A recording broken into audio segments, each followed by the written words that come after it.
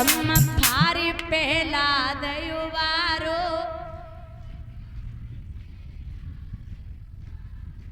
उगारो नहीं उबारो खम फारी पहला उबारो बम फार नहीं खम फारी पहला उबारो मोहन धरे वसमा सुरो मारो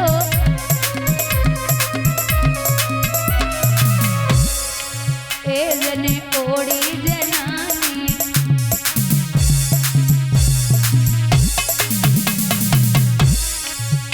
जने ओड़ी जनानी चादरिया तेरे घर कबो न आवे बेटा हरि बोल।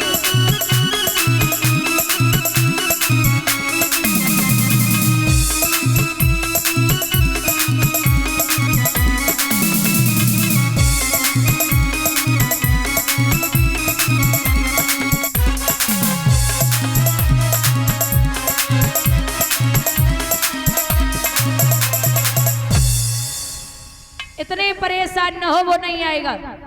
बोले जरूर आएगा। रुक्मिणी ने सुना कि ये पिता की भाइयों के आगे नहीं चल रही तो भगवान को याद करके बोली हे मुरली मनोहर आप कुछ भी करना लेकिन मैं बिना कृष्ण के किसी और के साथ में विवाह नहीं कर सकती। अच्छा एक बात है दादा, कृष्ण भक्त और राम भक्तों में पहले से और अब तक मीठी मीठी लड़ाइयां होती आई हैं। कृष्ण के भक्त हैं बाबा सूरदासी और राम के भक्त हैं बाबा तुलसीदासी। बहुत ध्यान से सुनना।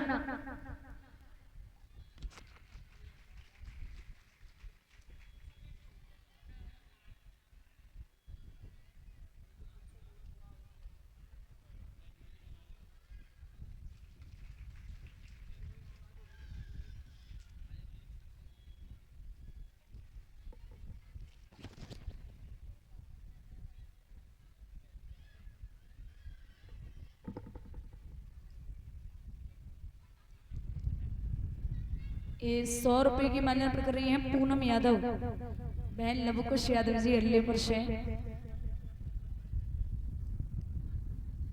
और 500 रुपए की माल्यार्पण कर रही हैं पुष्पा यादव, प्रताप यादव, मुनीश यादव जी उनकी बहन जी अल्लेपुर से। यही आप के घर में आप माला माल गोविंद आपको बनाए रखे, कान्हा की कृपा आप पर बरसती रही, ये कामना है ईश्वर से। बंधुओं ये जो रुक्मिणी है ये कृष्ण की भक्त है। बहुत ध्यान से सुनना दादा। ये एक दिन सूरदास जी बैठे थे तो तुलसी बाबा ने कहा कि वो चोर है, वो चोर की पूजा मत करो, जाने माखन चुराए चुराए गुजर करी उतमा का पेट भरेगो। लेकिन नहीं मानते थे सूरदास। एक दिन सूरदास बोले कि तुम्हारा रोज का हो गया, आज एक काम करो, क्या आज एक बड़ी सी तराजू मंगाओ और बस तराजू में हम कृष्ण को लेके बैठेंगे और तुम राम को लेके बैठो। जिस तराजू का पलड़ा भारी होगा आज से उसी की पूजा होगी, मैं पूजा छोड़ दूंगा। ठीक है। अब एक बड़ी सी तराजू आई, बस तराजू में बाल कृष्ण को रूप जो रहे प्रभु को बाय लेके और सूरदास बैठे, बोले बोलिए बाल कृष्ण भगवान की। बैठ गए। अब नंबर वाओ तुलसी बाबा को, तो तुलसी बाबा बोले बोलिए सियावर रामचंद्र की। बेऊ बैठ गए। जैसे तुलसी बाबा बैठे तो सूरदास ऊपर लटके और तुलसी को पलड़ा भारी है उस पे उठे ना। जब ना उठे तो सूरदास ऊपर से नीचे देख रहे। तुलसी बाबा बोले है गई बेइज्जती, मिल गई तसल्ली। पहले ही कहा था कि चोर है, जब चोर की पूजा मत करो, आज कराए की बेइज्जती, मन में सुकून मिलेगा होवेगो। सूरदास बोले बात तो ठीक है, जे तुलसी इतना भारी पड़ गयो जे पलड़ा से उठे ना है और हम ऊपर लटके इतने हल्के पड़ गए, लेकिन बेचारे बोले ना है, मुंह लटकाए के चले। तुलसी बाबा बोले सुनो, मैंने बोला था चोर है, दोबारा मुंह मत दिखाना। सूरदास मुंह लटकाए के आए। तो ऐसा हर शाम संत कहते हैं कि सूरदास जी को बाल कृष्ण रूप में प्रभु दर्शन दिया करते थे। आज भगवान तो बोल रहे लेकिन बाबा नहीं बोल रहे। भगवान बोले बाबा हमारी बात तो सुनो। बोले क्या सुने? अरे बोले बाबा हमारी बात तो सुनो, हमारी क्या गलती है? बोले सब तुम्हारी गलती है। अरे बोले बाबा कुछ सुनोगे? बोले हाँ बोलो। बोले जब तुम पलड़ा में बैठे थे तो तुमने क्या कहा था? बोले हमने कहा था बाल कृष्ण भगवान की जय।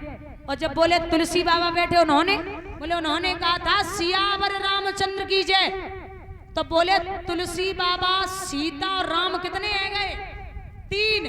और बाल कृष्ण तुम 1.5 ही तो है। अगर तुम भी कह देते राधा कृष्ण भगवान की जय तो 3 इधर होते और 3 इधर होते, बात बराबर हो जाती।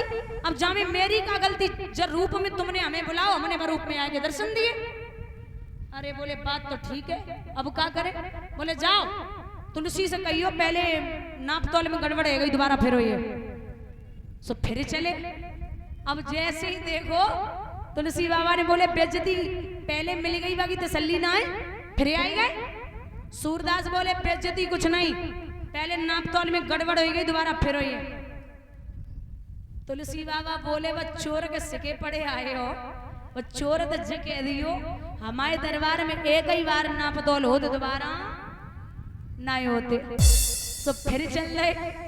तुलसी ने पीछे से कलाई पकड़ी और जवाब दो बाबा कृष्ण और राम में कुछ भी नहीं बटा, ये भी विष्णु के ही अवतार हैं और वो भी विष्णु के ही अवतार हैं। आपको जिसकी पूजा करनी है आप उसकी करो। तो ऐसा विद्वान कहते हैं कि हमेशा थोड़ी थोड़ी मीठी मीठी लड़ाइयां होती आई। अब ये कृष्ण की भक्त है तो भगवान को याद कर रही। प्रभु ने रात्रि में सपना दिया है देवी चिंता ना करे, तू मुझे एक पत्र भिजवा देना, मैं उसी पत्र के आधार पर तुझे लेने आ जाऊंगा। जब ऐसा कहा कि पत्र के आधार पर लेने आ जाऊंगा, सुबह उठी रुक्मणी, चारों तरफ देख रही, कहूं कोई दिखाई ना दो। तो सहेलियों के पास बैठ के रुक्मणी बोली अरे ओ बहना, अरे मेरे दिल की सुनो सहेली,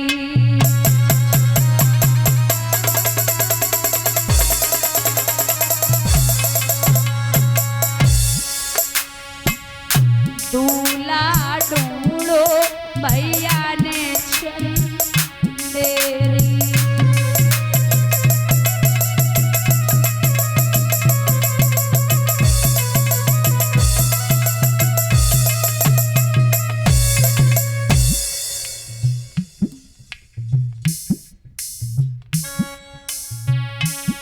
मोहन की जोगिनिया बन जाऊंगी, घर से भाग जाऊंगी।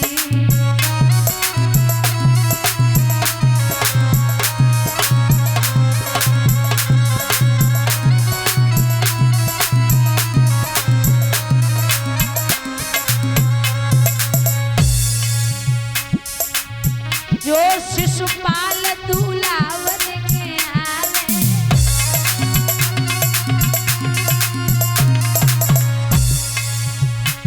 मैं तो खाई जेर मर जाऊंगी, घर से भाग जाऊंगी।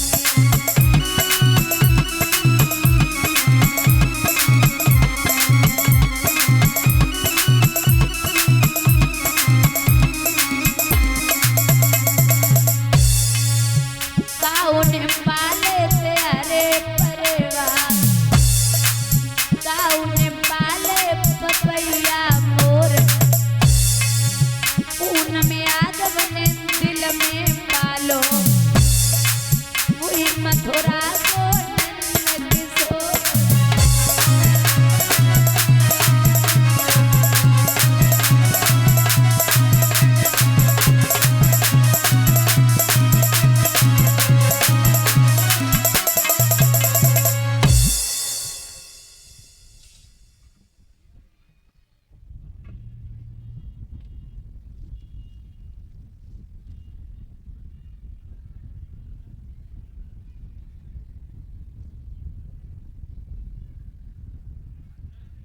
ये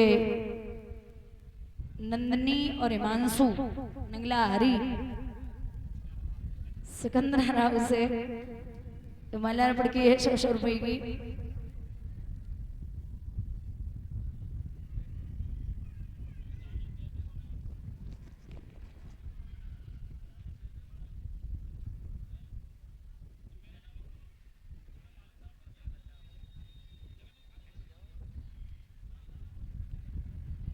ये 100 रुपए राज यादव जुझारपुर, 100 रुपए जीतू यादव जुझारपुर।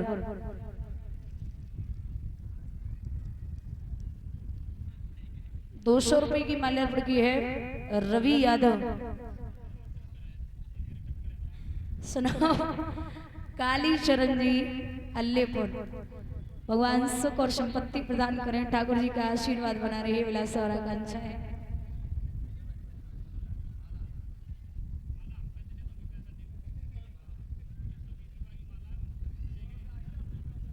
बंधुओं इधर रुक्मणी रो रही है तो भगवान सपना तो दे चुके थे। इधर सुबह जब हुआ तो शिशुपाल के लिए रुकुम पत्र लिखने लगा। सादर प्रणाम। आगे समाचार ये है कि मेरे बहन की शादी है, आप हमारे यहाँ बहुत सावधानी से आना मेरी बहन के विवाह में, और आप खुद दूल्हा बन के आएंगे। मैं अपनी बहन की शादी आपके साथ करना चाहता हूं। पत्र लिख कर के दिया।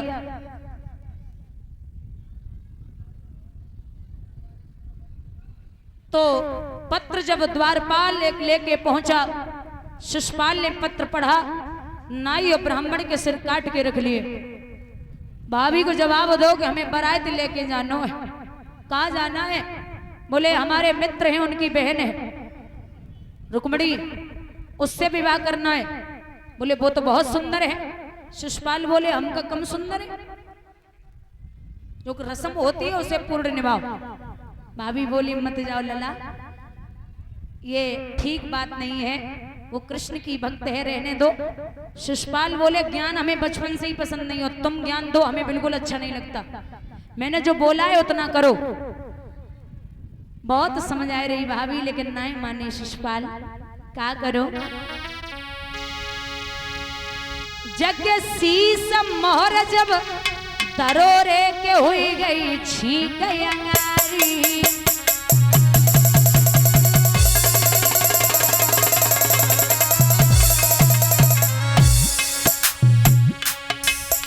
ए पटासर पटो पावरे, पटासर पटो पावरे के पटक लग गई वारी।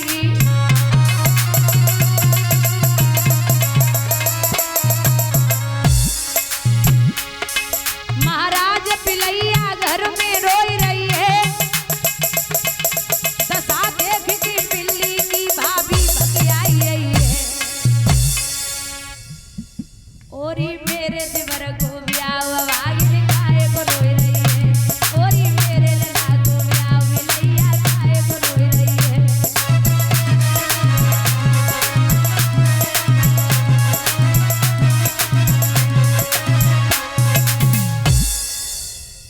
अशगुन हो रहे। और माताओं, अगर बिल्ली रास्ता काट जाए तो अशगुन माना जाता है, और सर्प रास्ता काट जाए तो अशगुन माना जाता है। आपके घर से निकलते ही आप कहीं किसी काम से जा रहे हैं और दो बैल आपस में आपको लड़ते हुए मिल जाएं तो समझ लेना अशगुन हो गया। आपकी चौखट पर दो कुत्ते श्वान आपस में लड़ जाएं तो समझ लेना अशगुन हो गया।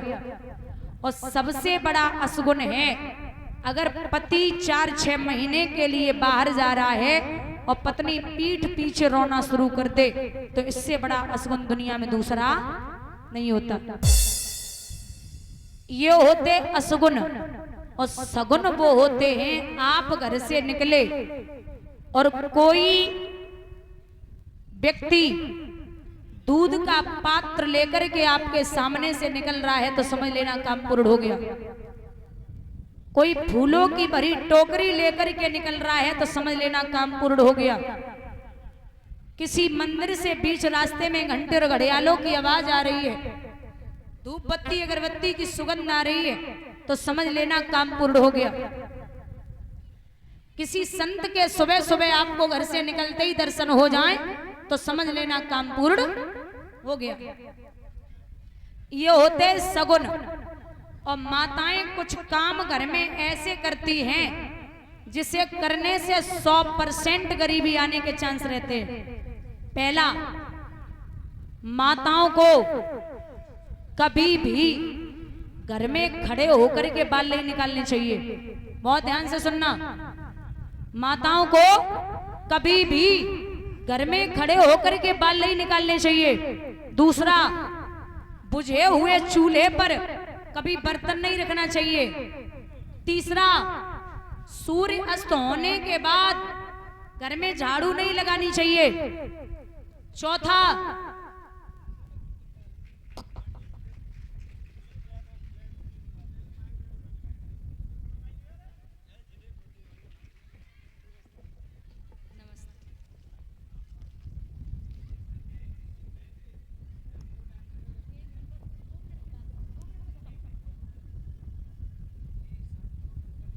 और माताओं, सूर्य अस्त होने के बाद घर में झाड़ू नहीं लगानी है। चाहे रात्रि के 10 बजे आपके यहाँ मेहमान आए, लेकिन आप सब मेहमान को भोजन कराने के बाद, बर्तन धोने के बाद ही सोएं। अच्छा, दीपावली पे बर्तन झूठे छोड़ती हो क्यों? लक्ष्मी नहीं आती? रोज के लक्ष्मी निवास देखने जाते? तुम खुद घर की लक्ष्मी हो। घर में जूठे बर्तन नहीं छोड़ने, चाहे रात्रि के 10-11 बजे मेहमान क्यों ना आ जाए। और शाम को माताएं अगर आटा ज्यादा लग जाए तो उसको फ्रिज में रख करके उसकी सुबह रोटियां बना के खा लेती हैं। शाम का रखा हुआ आटा सुबह तक पिंड का रूप धारण कर लेता है, इसलिए माताओं उसकी रोटियां बना करके अपने पति को और बच्चों को नहीं खिलानी है। और जब से ये फ्रिज आया तब से हालत खराब है। पहले लोग गागर में पानी भरते थे और गागर का पानी पी लो तो बीमार नहीं होंगे कभी भी। मतलब बाहर से आओ, गागर का पानी पी लोगे तो सर्दी जुकाम नहीं होगा। लेकिन अब बाहर से आए कि एक गिलास फ्रिज को पानी पी लो, धूप से आओ और एक गिलास फ्रिज को पानी पी लो, असर पता चल जाए। आज भी आप मिट्टी की हांडी में दाल बनाना, वो दाल आप 3 दिन तक खा सकते हो। लेकिन कुकर में दाल बनाना, कुकर वाली दाल सुबह वाली शाम को बेस्वाद लगती है। इसलिए वो कहता ही है कुकर के, तू मेरी सीटी बजा, मैं तेरी सीटी बजाऊंगा। और दूसरी बात, अंधेरे में कभी भोजन नहीं करना है। शनिवार के दिन अगर कोई धर्म का कार्य है तो बात अलग है, लेकिन शनिवार के दिन सूर्य अस्त होने के बाद अपने घर का दही या मट्ठा, छाछ किसी और के घर में नहीं देनी है। अच्छा माता, एक बात बताओ, घर की पहली रोटी किसकी होती है? वेरी गुड, हमें तो पता ही नहीं था। गाय की होती है? Very good. और सबसे बाद वाली कुत्ते की? अच्छा, तो बाद वाली रोटी बहुत बड़ी बनाती होगी ना, 4 रोटी की 1 रोटी, मोटी सी, है ना? मोटी सी बनाती हो। अच्छा, तो मान के चलो जैसे कुत्ता ना आए और रोटी भी खत्म हो जाए और घर में रोटी ना बचे, तुम भूखी बैठी हो, कुत्ता ना आओ, तो एक ही रोटी बची तो कौन खाएगा? फिर खुद ही खा लोगी। और कोई पूछ ले कि रोटी खाए ली, तुम्हारी कसम खाते एक ही खाई है। और फिर हिस्सा किसका खाया? किसका खाया? तो बुद्धि कैसी आवेगी? मैंने तो नहीं बोला भैया, बोलिए गोविंद भगवान की। महाराज असगुन हो रहे लेकिन शिशुपाल नहीं मान रहे। लड़कियां ताली बजा के हंसी जैसे ही शिशुपाल गिरे। शिशुपाल बोले, हंस गया रही हो, ये गिरना उठना तो चलता ही रहता है, ये तो राम काम है, तुम गीत गाओ। लेकिन हुआ ऐसा,